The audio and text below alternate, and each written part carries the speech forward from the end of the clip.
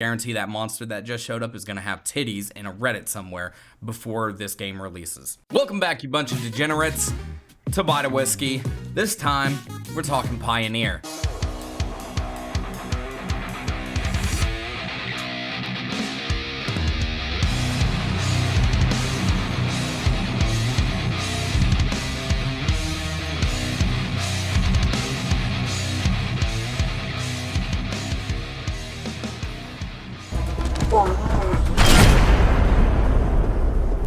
Recently, by recently I mean like a month ago because I'm late as shit, GFA Games had an interview with WCCF Tech. In that interview, they had a few very good announcements. Now before we get into it, quick recap for Pioneer. Pioneer is a Stalker / Metro inspired MMO FPS. It's got a lot of inspiration from them, so that explains the aesthetic and can explain some of the mechanics that are coming up later. So when this trailer dropped, it was awesome. It was exactly what a lot of us were looking for. I mean, if you look at Reddit or even the ModDB page, there's always talk about the Ray of Hope mod that may never come out. An online, whether an MMO or, you know, even just co-op, an online Stalker is wanted. There is an audience for it. Same way that there was an audience for online Fallout. You can be mad about 76 all you want. People did want it. It's like Tarkov with monsters, but not Tarkov. Now, the developer has said, as far as controls, they're striving for a good balance between more movement, arcadey shooters and your more tactical mil-sim style shooters. So, in between Halo and Tarkov, you're going to have Pioneer, which is a good thing, but that is going to be a very tough balancing act. On one hand, you make it too movement, shooter based, too arcadey, you're going to have Noob Slayer 69 come in, blasting trap music on his hot mic all through the fucking zone while you're sitting there peeking around a corner trying to make sure you don't get gang raped in the face by the next monster this island's throwing at you. You can't hear shit. All you hear is, "Hey noob, why don't you come out of that corner?" As he's bunny hopping across the fucking landscape, just headshotting everything like he's on fucking cocaine or some shit. You're just jealous. Don't get mad at me. Play Halo Infinite. You'll see what I'm talking about. So, if you make it too movement shooter, too arcadey, that's the type of audience you're gonna bring, which is definitely going to just get all of the Stalker people out of there. All of the EFT, maybe not all of the EFT, but all of the more tactical shooter crowd, they're not gonna be there. This isn't realistic. I shouldn't be able to jiggle like that.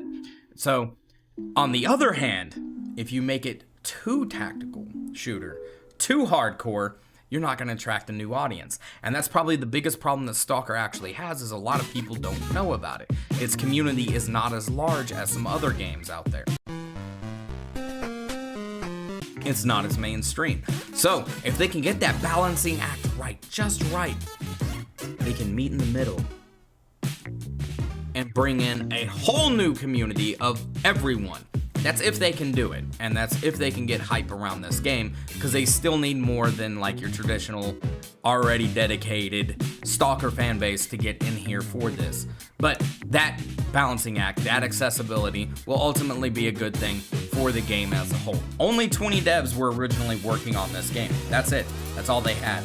Until, and this is what probably sparked that interview, until Tencent invested in GFA Games. They put a minority stake in, gave them a big cash influx, and that's where all this news is coming from.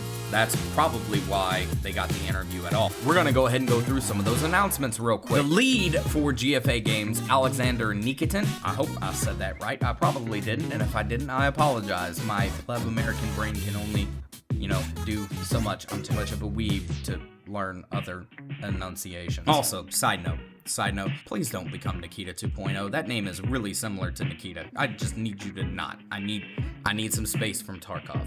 Some more space. More space. More space. What he had to say was that this game could be developed faster. Fast as fuck, boy! Which is a good thing. right? They're also thinking of increasing the scope of the game. That's good too. You know, and also more polished. These are all good things. These are all great things for a company to come out and say about their game and what they're expecting from everything.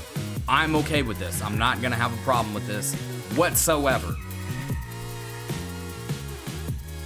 The motherfucking cherry on top of this, console releases. We throwing some salt.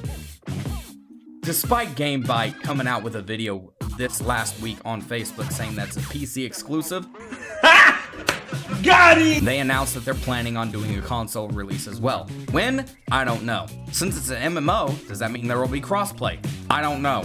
None of that was announced. They just said that they're going to be putting it out on consoles too.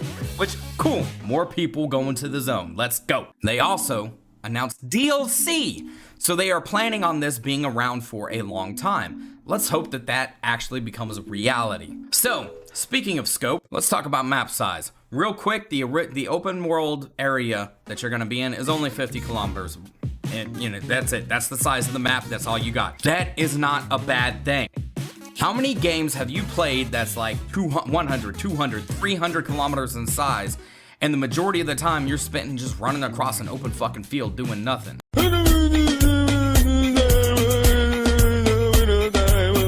World of Warcraft and Knights of the Old Republic, the SOTOR, right? Huge maps.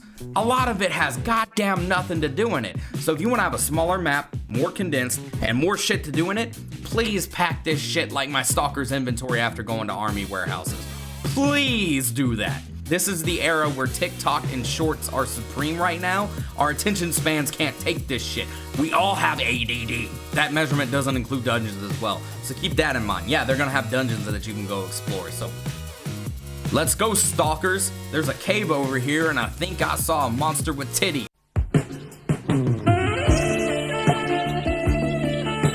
Coming to the RPG elements, because MMO raises the question of RPG. Like MMORPG is synonymous, right? The RPG elements are basically your gear. So looter, shooter, Tarkov, stalker, right?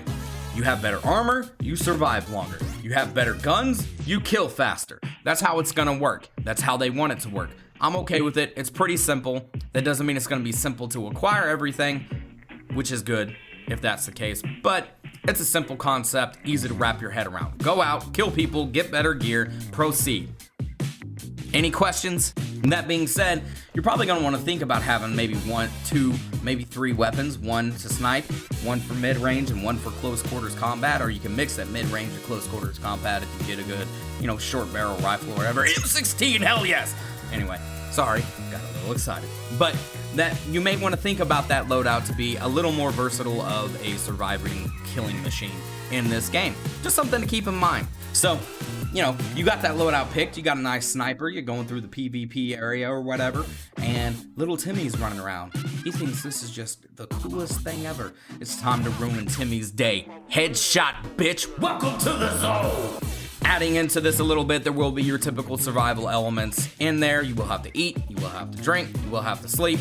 Let's hope, because this is my biggest problem with so many survival games, that it's not just babysitting meters. God damn, do I hate that. Especially with just survival games. It's like, I need to find where my next meal is. I ate. Now I'm hungry again. You literally just ate. You also took a shit, but you're hungry again. It's been 30 seconds. Can we please have something original with this? Add some extra effects. You start getting hungry, you start having lower energy. Your energy bar, if you will, the amount of energy actions you can take starts depleting. You start taking radiation if radiation is in this zone. Your energy, your endurance goes down. Your health pool, like Fallout 4 did a nice job with that. Fallout 3 and New Vegas did, I think, a little better. Fallout 4 just gave you a more visual representation of it, but you don't have as much health. You start becoming susceptible to disease even. So, I mean, I don't know if that's going to be in the game. Don't quote me that there's going to be disease and this is going to be a hardcore survival MMO, but I'm just saying, give us more than like 3 bars to babysit, because good God, I'm sick of that shit. So going back to combat for a bit, we're gonna roll it back real quick. They say it's gonna be adaptive combat, but more is to come. Now here's my fear with that, just being blunt. I hope by adaptive combat you don't mean you get harder enemies as you progress, meaning they just become bullet sponges, because nothing is more boring than sitting there shooting the same guy in the fucking eyeball for 15 minutes, wasting all my goddamn ammo that I've farmed and crafted on this one person because your idea of difficulty is to make him harder to kill, and there's no way around it. S.T.A.L.K.E.R and Frost, the mod for Fallout 4, do a great job of this, right? In Frost, all of those survivors that kill you quick, they have the perks that make you dangerous. You have to level up and get those perks. In S.T.A.L.K.E.R, when somebody is hard to kill, you don't have the right ammo. They have better gear than you. You get better gear, you come back, you can kill them. That was easy. That shit makes sense. Don't give us bullet sponges. Please, God, that is stupid and frankly motherfucking lazy. So, to make this a little bit easier, I went ahead and watched some of their old videos and am going to bring you some more information that they put out. Also, I'm hoping that it is tactical enough that you can't just jiggle back and forth like Timmy got into his mom's Adderall and it just... I'm hoping that's not the case, because what I like the most is like S.T.A.L.K.E.R, right? You can step side to side, which will make you a little harder to hit, but you can't just jiggle. So what we got right here is weapon customization. Looks like it can be done on the fly. I don't know if that's gonna stay in the game or if it's going to be, they're gonna move it to where you have a safe zone, a base, if you will, that you have to adjust your weapons to. But if it can be done on the fly like this, then that means you don't really need multiple weapons as far as we are right now. You can just have a weapon and then have barrels, have stocks, have magazines, have scopes, and kind of customize that weapon to what you need in the moment. That makes you a more versatile killing machine. Just like Monolith intended. And that more comes in artifacts. Artifacts are going to be in this game. What that means is that you can augment your weapons. Now, they specifically showcase in a couple of the trailers what's energy based, which is Pikachu farts, for example, electricity. Sure. And that comes to the 3 different types of ammo that they've mentioned as well. We'll get into in a moment, but basically you can augment your weapons with anomalies as well, which is pretty cool. Something I don't think you can do in S.T.A.L.K.E.R, which you can do your armor, which helps, but not your weapons. So that's an interesting little tidbit that I actually like. Going back to the ammo real quick, like I said, they mentioned 3 different types. You've got your ballistic, which is your mainstay ammo, which you're probably going to use the most, use it against unarmored humans or light armored humans. That's going to be the most plentiful, right? And then you have energy ammo, which they state is better to use against the monsters on the island, or Timmys who have on metal armor. So that's pretty cool. Timmy comes back and he's thinking, I'm gonna get this motherfucker. Yeah, he shot me in the face last night. I'm gonna get him. But he's wearing metal armor and you just light him up, Pikachu farts, and then he dies again. What they don't mention is incendiary, right? They mention it, but they don't say what it does. Now, what I'm assuming it is, now if you watch the trailers, you'll see with the shotgun, it's like dragon breath. I'm assuming that you're supposed to just light people on fire and then watch them run around and die. Probably not, but that's probably what I'm gonna be doing, is I'm gonna light Timmy on fire the 3rd time he comes around. Now, I mentioned other players. That means, yes, there will be PvP. It comes in 2 flavors. You have motivated PvP, which I'm gonna assume by motivated, they don't mean make a grown man cry and then teabag on him as he cries. I'm just gonna assume that that's not what they mean. And then they mention straight up that they will have arena PvP combat. Coolio. You will have your TDM, and it's gonna be ranked. So it's time to sweat, gamers. Let's go. Let's get grunky. So the motivated PvP, what we know about it, right? It's gonna take place in some place called the Empty Lands. The Empty Lands are just an unowned zone on the map that factions will fight over, and even clans are confirmed, that you fight over for influence and or control. I don't know if they mentioned specifically control or not, but what it sounds like is it's gonna be closer akin to a New World's PvP. Now, you'll have your arena, and then you'll have the actual open world area where, you know, you're doing a job for faction A, and Timmy comes along with faction B, and y'all start getting into a firefight, and then Bobby comes along and third parties y'all with dragon breath. I can't wait. So that brings me to my last 2 points, just 2 left. The first is that they announced a beta. Yes, a beta, an open beta at that. Now this is not a free-to-play game, which brings me to why I have a little more respect for this dev in regards to this, because they know people are going to be paying full price for a game. I don't know how much it's going to actually be, but they're going to be paying to play. They're going to give people a chance to play before they buy. This goes back old school shit. Like all of my older gamers, viewers right here, y'all are gonna remember the days where you could get a demo of a game or even rent it from Blockbuster. Back in the day when you would rent a game and then decide if you want to buy it. They're doing that with a beta, which I'm going to be a part of. I may even be able to get some of my friends like S.T.A.L.K.E.R, Billy the Squid, and Hash to join in on the shenanigans. So maybe Timmy and his friends will give it going to them. So when is the beta? I don't know. Nobody knows. But I am refreshing. I am hitting F5 on GFA and Pioneer Games Twitter page like I'm going to uncover the secret of life if it actually comes up. I'm not. I know I'm not. I have notifications on. I'll know when they tweet. It'll pop up on my fucking phone. If you have something, if you have some information I haven't covered, please put that shit in the comments down below. There is one more thing before you comment though. They are shooting for a 2022 release. Now this can be a good or a bad thing depending on when they release. I think, personally, and this is not just me being smart. First of all, this thing's gonna get delayed. I promise you. Because all games get delayed. So just be prepared for that. But I think the big brain play is to release in the summer or early fall. Why? We already know S.T.A.L.K.E.R 2 is going to release in December. Why would you want to compete with S.T.A.L.K.E.R? You're trying to bring that fan base in. Yes, S.T.A.L.K.E.R has a set time frame, but you're going to lose players during that time frame.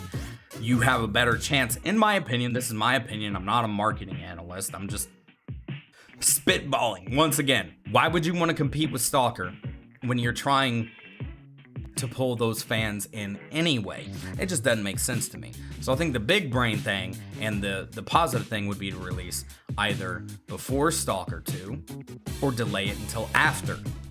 Now, you release it in January 2023, please God don't, I want this game. But if you release it in January 2023, then most people are going to be done with S.T.A.L.K.E.R and they're going to want more S.T.A.L.K.E.R content. Now, their choices right now are to replay S.T.A.L.K.E.R 2 or go to the plethora of mods that are available. But if you release Pioneer... Yeah, this is big brain time. But that's about it. That's all I got. If you enjoyed, if you found some new information out about this, if this is your first time hearing about this game, please put that in the comments below. Please, if you enjoyed, like the video. If you want more Pioneer news, I'm going to be covering this, S.T.A.L.K.E.R, Fallout. Just let me know. Subscribe to the channel. Y'all have a wonderful day, and I'll see you all next time.